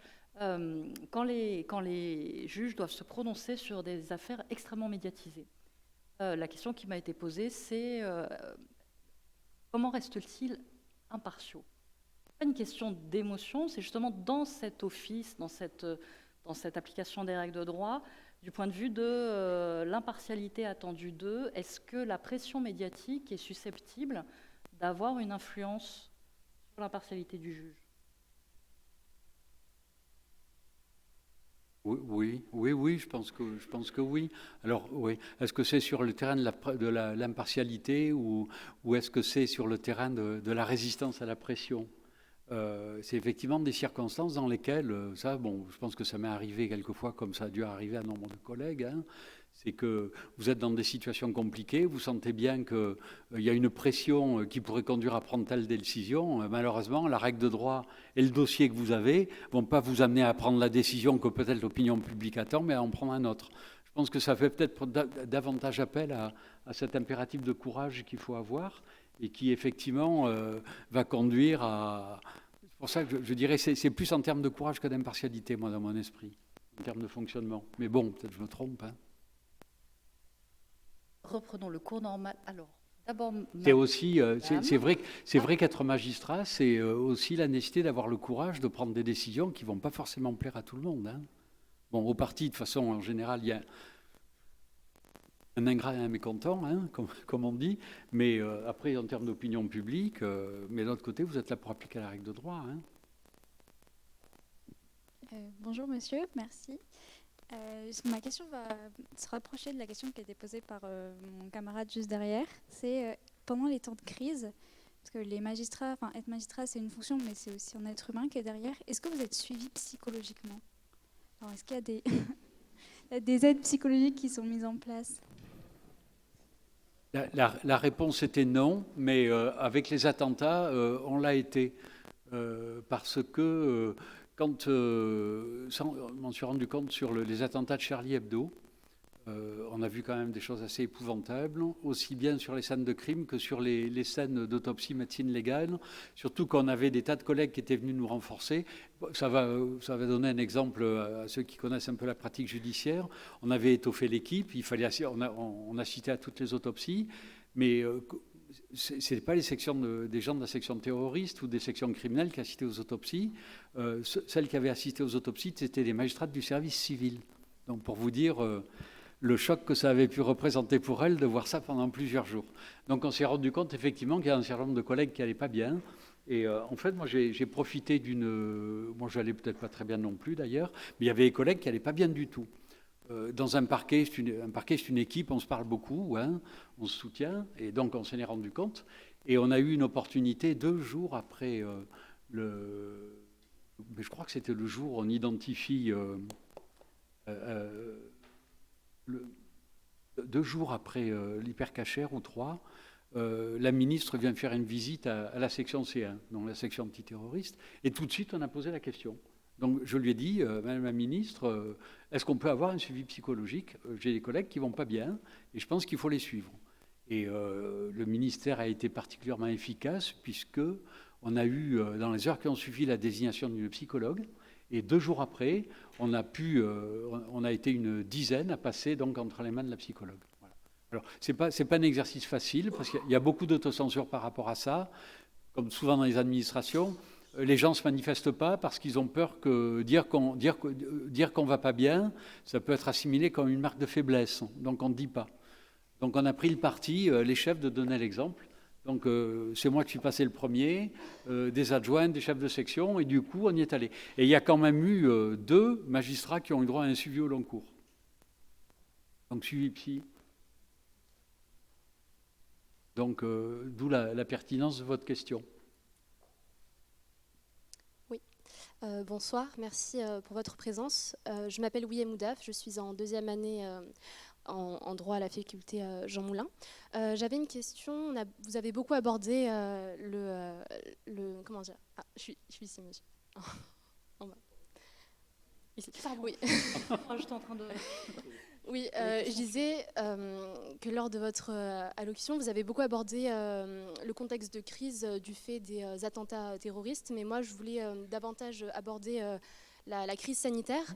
Et donc, j'ai réfléchi à une question par rapport au partage de la responsabilité du juge, des parties ou des autres acteurs qui sont présents lors d'un procès. Dans un cas où il est nécessaire d'adopter des mesures de protection, mais que du fait d'un manque de ressources d'un manque de ressources humaines à cause du contexte de crise sanitaire, et que malheureusement il parvient un drame, comment vous allez vous débattre pour trouver de qui provient la responsabilité. À titre d'exemple, pour la protection de l'enfance, le juge des enfants va dire qu'il faut exécuter par exemple des mesures de protection qui vont donc être validées, mais du fait d'un manque de ressources humaines, les autorités compétentes ne vont pas pouvoir donc opérer. Et moi, ce que je vous propose, c'est que malheureusement, il arrive un triste événement. À qui est la responsabilité dans ce cas précis? Merci. Alors, je ne sais pas si je vais bien répondre à la question. C'est complexe comme question. Je pense qu'il y a deux domaines bien différents. Je n'ai pas parlé du sanitaire, ce n'est pas parce que ça ne m'intéressait pas ou que je n'ai pas de choses à dire, mais c'était pour ne pas être trop long. Le rôle du juge, du magistrat en période de crise, il s'applique en matière terroriste, il s'applique aussi en matière sanitaire. Hein. Je pense que le rôle du magistrat, il est là effectivement c'est de veiller au respect des grands principes, hein, et ne pas... c'est un état d'urgence. Hein. J'ai dit tout à l'heure, moi, ce que je pensais, effectivement, de la prolifération de normes. Alors, on a parlé de la baisse des libertés pour l'état d'urgence terroriste. Moi, je pense que l'état d'urgence sanitaire a rogné bien plus encore nos libertés que l'état d'urgence terroriste, et j'allais dire au quotidien et encore plus longtemps. Mais bon, le juge, il a rempli son office aussi. Hein. Alors, je ne vais pas parler du juge administratif. Je vous rappelle quand même que le juge judiciaire, la Cour de cassation, a condamné une ordonnance à laquelle le Conseil d'État, d'ailleurs, n'avait rien trouvé à redire. Hein. C'était les prolongations automatiques des mandats de dépôt, sans avoir à passer devant un juge. La Cour de cassation a dit que ce n'était pas conventionnel, ce système, et qu'il fallait, dans ce dispositif-là, que la personne concernée comparaissent devant un juge très rapidement après l'expiration du titre de détention. Donc l'office du juge en matière sanitaire, il est aussi là et aussi important qu'en matière terroriste. Le problème que vous évoquez, en réalité, il nous échappe, la dimension RH, parce qu'il renvoie à autre chose, qui est l'organisation des pouvoirs publics, mais il est quand même aussi intéressant parce que quelque part, je vais faire du mauvais esprit, hein, excusez-moi, mais comme je ne l'ai pas très bien vécu à l'époque, je ne vais pas me gêner, il renvoie en réalité à la perception de la place de l'autorité judiciaire dans l'État. Vous avez raison d'évoquer tous ces problèmes RH, parce que qu'est-ce qui s'est passé au moment de l'état d'urgence sanitaire? Vous avez vu le confinement, donc on a dit aux gens, rentrez chez vous. Rentrez chez vous. Ceux qui avaient des ordinateurs portables, et qui pouvaient être mis en télétravail sont partis avec les ordinateurs portables, ils ont télétravaillé. Ceux qui n'en avaient pas, et notamment au ministère de la Justice, des fonctionnaires, qu'est-ce qu'ils sont arrivés? Qu'est-ce qu'ils sont devenus? Ben, ils n'ont rien fait, parce que comme ils n'avaient pas les moyens de travailler, ils ont été mis en autorisation spéciale d'absence. Tout ça pourquoi?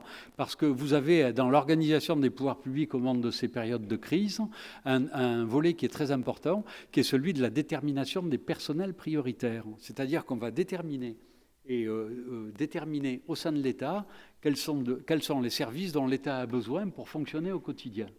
Il y a la police, il y a l'armée, il y a la gendarmerie. On aurait pu penser qu'il y aurait la justice.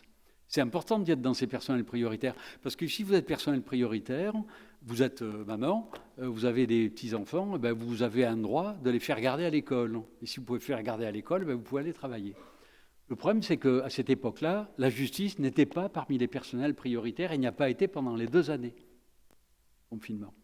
Voilà. Donc je dis que c'est intéressant, parce que ça signe aussi quelque part la place que la justice aurait dû avoir et que malheureusement, elle n'a pas eu dans ses dispositifs de procédure d'urgence. Ça peut effectivement, bien évidemment, empêcher l'exercice des missions.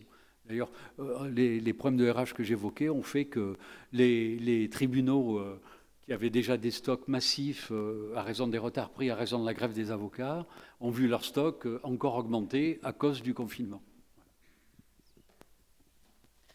Bonjour. Merci, madame. Ici, alors j'en profite juste pour faire un rapide point sur les questions suivantes. Donc vous êtes 3, 4, j'ai un 4, voilà, 5 par ici. J'ai oublié personne pour l'instant. Madame, je vous en prie. Bonjour. Alors dans le cas de Charlie Hebdo, vous avez évoqué la procédure qui a été mise en place par le parquet après tous les événements. Et vous avez évoqué le fait qu'il était nécessaire de lancer la coopération internationale. Mais je voulais vous demander en quoi cette coopération elle était nécessaire, qu'est-ce qu'elle avait apporté et quels pays ont été impliqués particulièrement dans cette coopération. Alors, il n'y a plus... Enfin, moi, je n'ai jamais... Au cours de mes 7 ans au parquet de Paris, et je pense même avant, je n'ai jamais vu d'affaire terroriste qui n'ait pas une dimension internationale. C'est-à-dire que dans tout attentat terroriste, vous vous apercevez que, surtout sur le terrorisme djihadiste, alors oui, je parlais de terrorisme djihadiste, parce que c'est sûr que sur des formes de terrorisme plus régionales, comme le basque ou le corse, elle n'y est pas forcément. Mais sur le terrorisme djihadiste, vous avez toujours cette dimension internationale, et vous vous apercevez toujours qu'à l'occasion du complot autour d'un attentat, il y a des ramifications dans d'autres pays.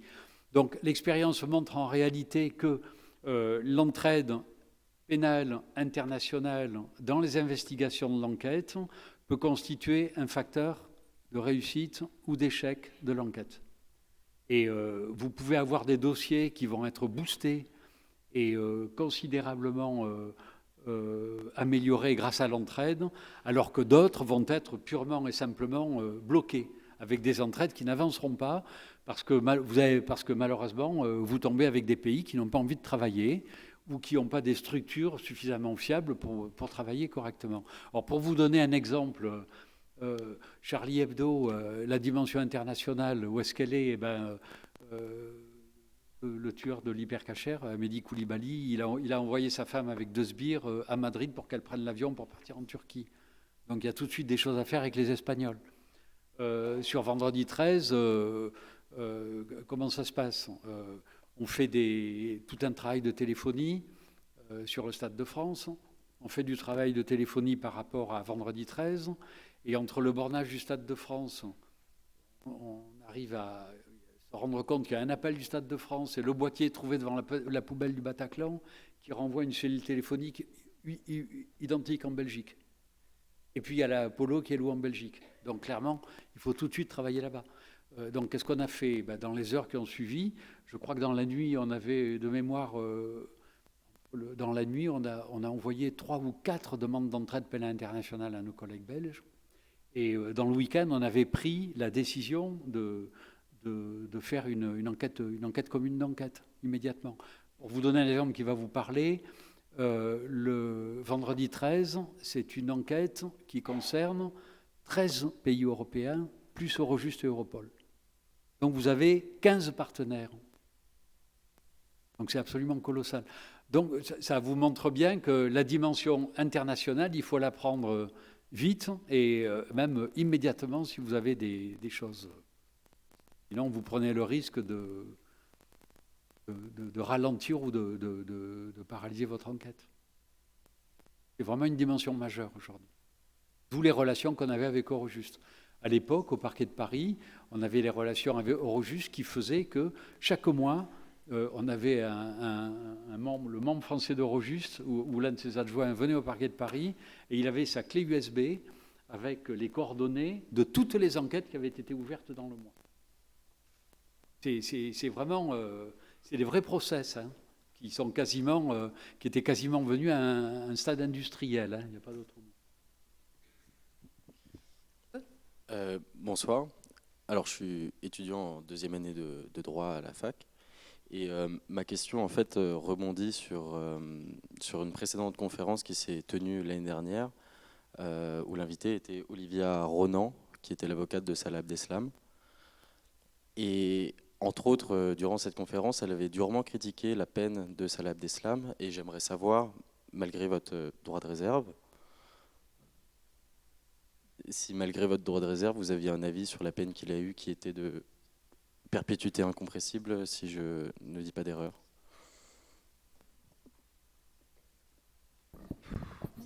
Écoutez, moi, j'ai jamais, je m'étais exprimé à l'époque, j'avais un peu râlé contre effectivement les avocats qui avaient critiqué la peine, parce que c'est un peu dommage, quoi, parce que moi, je trouvais que vendredi 13, pour moi, ça reste quand même un modèle d'organisation de procès.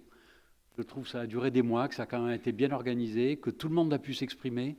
Je pense qu'on est dans le cadre du procès équitable et que effectivement,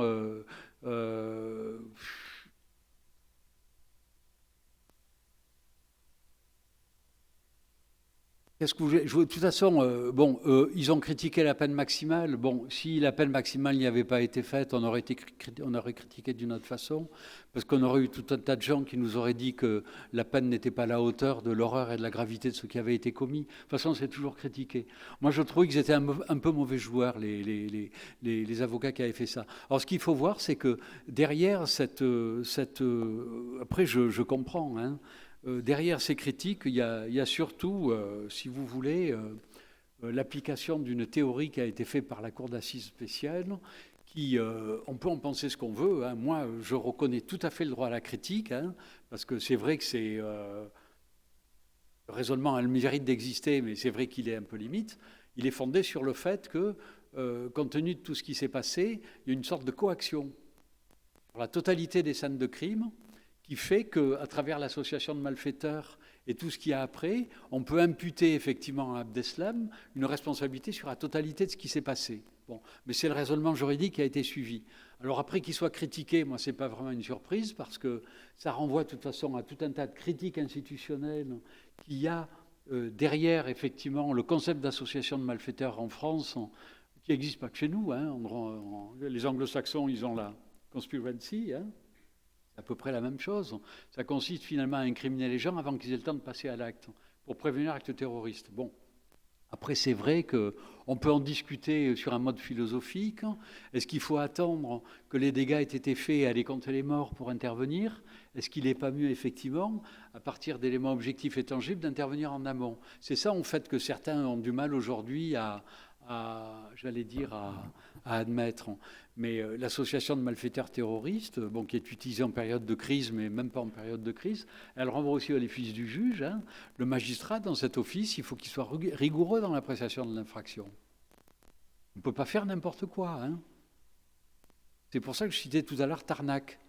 Tarnac, lorsque vous lisez, si vous voulez faire des belles lectures, je vous recommande l'avis de Frédéric Desportes, l'avocat général à la Chambre criminelle, qu'il a rendu dans l'affaire Tarnac. C'est un modèle de fonctionnement par rapport effectivement à la grille de lecture de l'AMT.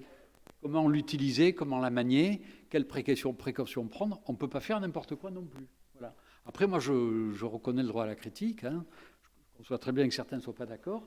J'allais dire quelque part, ça renvoie en réalité à tout le questionnement de ces dispositifs dérogatoires droit commun et de l'AMT. C'est des choses qui sont utiles au niveau répressif. Après, on a effectivement le rôle qu'on a effectivement du sens. Parce qu'on est là pour faire en sorte que ces qualifications soient utilisées à bon escient et qu'on n'en fasse pas n'importe quoi. Et c'est là, effectivement, que l'office du juge, il a du sens dans le cadre de l'application de la loi et de la rigueur.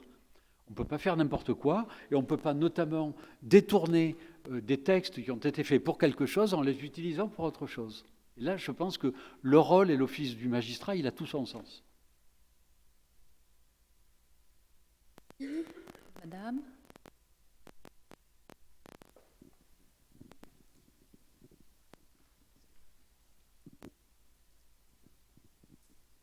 Bonsoir, merci pour votre venue. Je m'appelle Anna-Bélène Pizarro, je suis en Master 2 Culture Judiciaire, le Master de Madame Deumier. D'accord. Et donc, ma question portait, on voit à travers vos propos que le parquet a vraiment un rôle pionnier dans l'avancée de l'affaire, etc. Et donc, vous parlez notamment de ne pas judiciariser trop tôt ni trop tard. On parle également de savoir qualifier les crimes, en l'espèce, de pouvoir retenir ou non le caractère terroriste. Et en fait, pour nous, on comprend bien les enjeux derrière, mais on ne voit pas vraiment comment on en arrive à là. C'est-à-dire que ça paraît quand même assez abstrait pour un étudiant de se dire à quel moment, quels sont les critères, sur quel faisceau pouvons-nous nous baser donc pour pouvoir judiciariser au bon moment. Faut-il attendre plus ou moins assez longtemps pour pouvoir retenir la qualification terroriste? Si vous pouvez nous éclairer davantage sur ce point. Merci beaucoup. Alors, si vous voulez, lorsque les services de renseignement viennent nous voir, je disais que, bon, il y a une question de moment, effectivement. Je disais qu'on est là pour apprécier la réalité de ce qu'ils vont nous apporter. Et l'enquête judiciaire, elle offre... Par rapport les services de renseignement ont beaucoup de moyens aujourd'hui, sous le service de la CNCTR et du Conseil d'État. Ils peuvent faire beaucoup de choses, mais il y a des choses qu'ils ne peuvent pas faire encore, c'est aller faire des perquisitions. Ils ne peuvent pas décerner les mandats de recherche et ils ne peuvent pas aller arrêter les gens. Donc il y a un risque qui est qu'on vienne instrumentaliser l'institution judiciaire en venant lui apporter des dossiers qui ne sont pas suffisamment mûrs et suffisamment probants, pour utiliser des pouvoirs qui sont les siens dans des dossiers où finalement c'est un effet, on est aux ordres, on vient vous voir, on judiciarise et puis vous prenez les choses. L'office du magistrat, il va être de regarder que dans les éléments qui vont être apportés par le service de renseignement, on puisse avoir des éléments suffisamment probants, laissant penser qu'une association de malfaiteurs terroristes est en train de se commettre. Voilà. Alors, je ne sais pas comment vous dire, moi, mais si, par exemple, sur un départ en Syrie, si on vient vous dire que M. Tartampion, qui commence à... qui n'était pas quelqu'un qui était dans les gens qui étaient suivis, et qui avaient des pratiques radicalisées, mais effectivement est en permanence en train de consulter des sites Internet djihadistes, qu'il a vidé ses comptes bancaires et qu'il est en relation avec un numéro dont on sait que c'est un numéro de passeur qui sert à faire passer les gens en Turquie puis en Syrie, là, je veux dire, ça va être mûr, il n'y aura pas de problème. Face à des choses comme ça, c'est sûr qu'on va utiliser un certain nombre de choses, on judiciarisera et on ouvrira une enquête. Et ça, on le vérifie.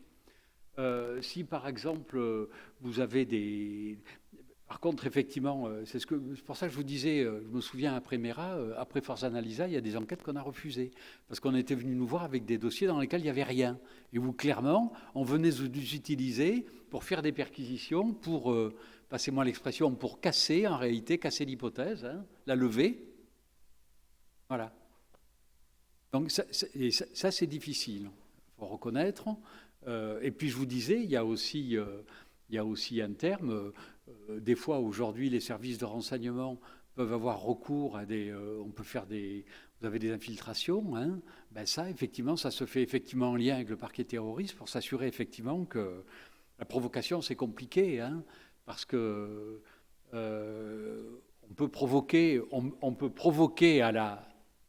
pour prouver la commission de l'infraction. On ne peut pas, par contre, provoquer à l'infraction. Ça passe pas.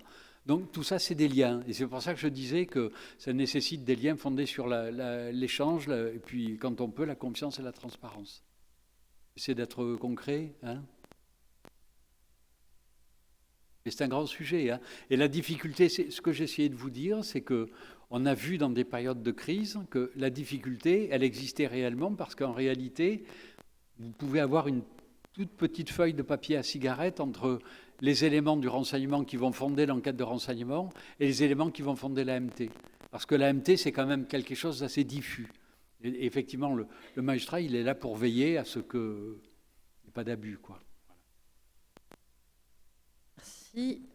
Je suis très embarrassée parce que j'ai une autre question, une main qui s'est levée. Oui, mais je n'ai pas encore eu le temps d'ouvrir la possibilité de poser des questions à tous les non-étudiants qui ont peut-être... Non ?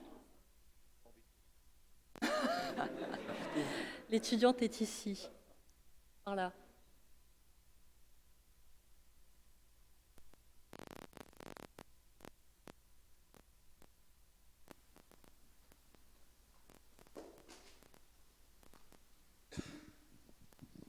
Oui, je suis en deuxième année de master droit de l'environnement en reconversion.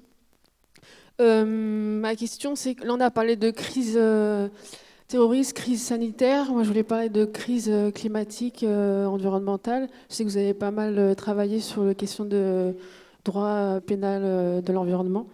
Vous avez aussi parlé là de cellules de crise en cas d'attaque terroriste. Est-ce que vous imaginez qu'on va vers, ou qu'il est nécessaire d'aller vers la mise en place de cellules de crise climatique, environnementale en cas de grands crimes environnementaux? Est-ce qu'on va vers la mise en place d'autant de moyens sur ces questions-là, puisqu'on est dans une crise aussi importante en termes d'impact, etc.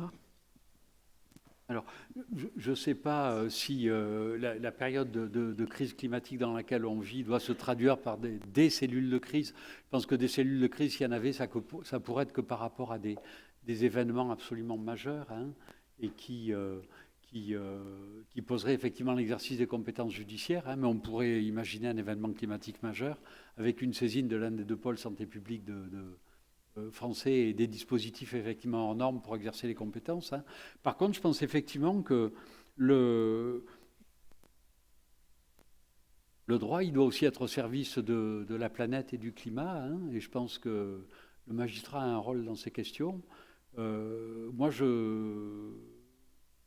j'ai animé, quand j'étais à la Cour de cassation, un groupe de travail avec un rapport qui est d'ailleurs sur le site de la Cour.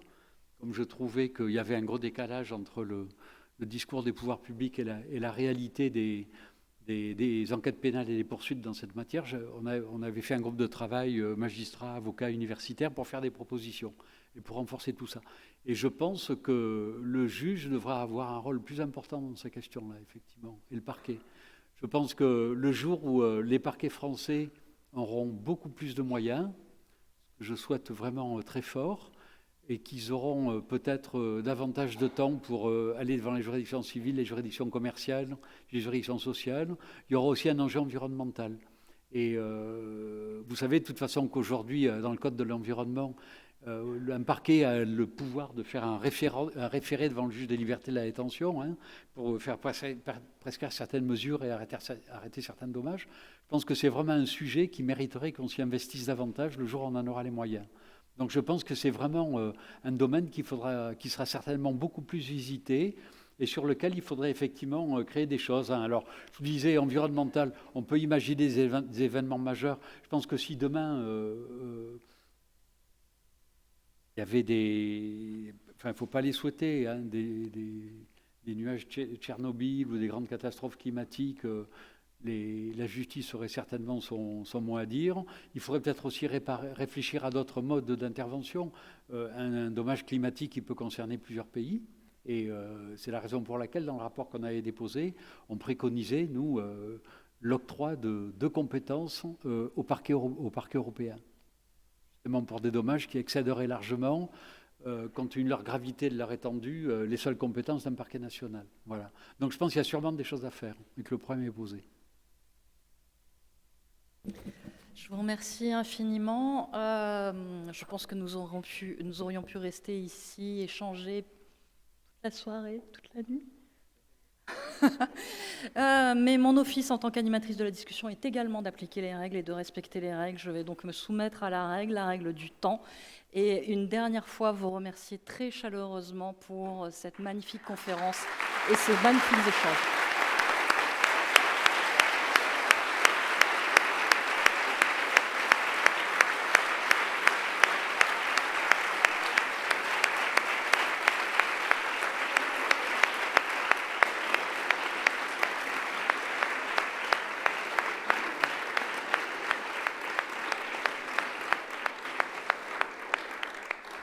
Merci à vous et merci à Lyon 3 et bel anniversaire.